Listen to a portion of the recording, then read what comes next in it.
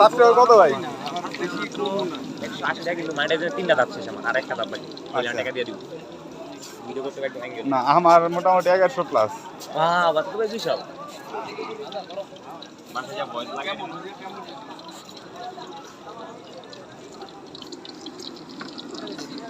এ মামা ইন্টারভিউ দিবে তুমি? মাইক্রোফোন আছে কিন্তু, ইউটিউবার। না না ইন্টারভিউ দিলে দিতে পারো,